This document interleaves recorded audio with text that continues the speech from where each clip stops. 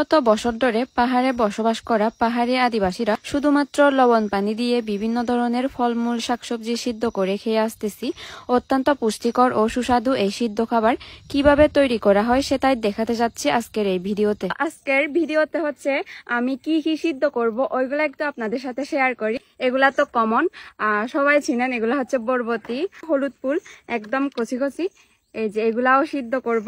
ছোট বেগুন যেগুলো আমরা চাকমা ভাষায় বলি বিগল বিজি, হ্যাঁ, এগুলাও কিন্তু সিদ্ধ করলে কিন্তু অনেক টেস্টি।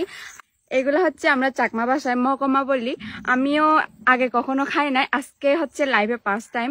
এগুলো নাকি মাছ দিয়ে ভর্তা করলে অনেক খেতে টেস্টি হয়। তো আজকে হচ্ছে আমরা ভর্তা করব না, আজকে হচ্ছে সিদ্ধ করব। হ্যাঁ, সিদ্ধ করার জন্য হচ্ছে আমি এখন সবজিগুলা ছোট ছোট করে কাটবো। তো এই যে গাইস দেখেন, এখন হচ্ছে সবজিগুলো আমি পরিষ্কার করে ধুয়ে ফেলবো। সবগুলা চাকমা ভাষায় বলতে গেলে হবে হচ্ছে এগুলা বাচ্চুরি, মকমা, বিগল বিজি, অলদ ফুল। সবজিগুলা সিদ্ধ করার জন্য হচ্ছে আমি প্রথমে পানি দিয়ে দিচ্ছি অল্প পরিমাণে।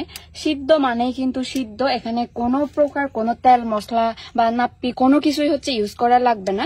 এটা সিদ্ধ মানে সিদ্ধ, হ্যাঁ, শুধুমাত্র পানি আর লবণ দিয়ে সিদ্ধ করব। পানির মধ্যে লবণ দিয়ে দিব। তো এই যে গাইস দেখতে পাচ্ছেন পানি থেকে কিন্তু অলরেডি ভাব উঠতেছে, পানিটা গরম হয়ে গেছে। এখন হচ্ছে সবজিগুলো দিয়ে দিব। আসলে পানি আর সবজিগুলা কিন্তু একসাথে দেওয়া যায়, তো এভাবে হচ্ছে আমি আগে পানিটা গরম করে নিই, তারপরে সবজিগুলো দিয়ে দিই। কারণটা হচ্ছে এভাবে সিদ্ধ করলে কি সবজির কালারগুলা একদম সবুজ থাকে আর কি, সেজন্য।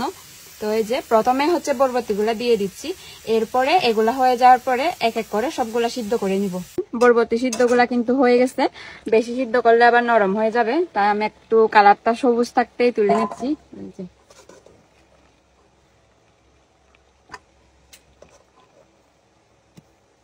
একই গরম পানি দিয়ে কিন্তু সবগুলা সবজি সিদ্ধ করব। তো এরপরে হচ্ছে বাকি সবজিগুলা সিদ্ধ করার পালা। এই যে দেখেন, এগুলা হচ্ছে আগে বাঁশকরল গুলা দিয়ে দিব, কারণ বাঁশকরল গুলা সিদ্ধ হতে একটু টাইম লাগবে।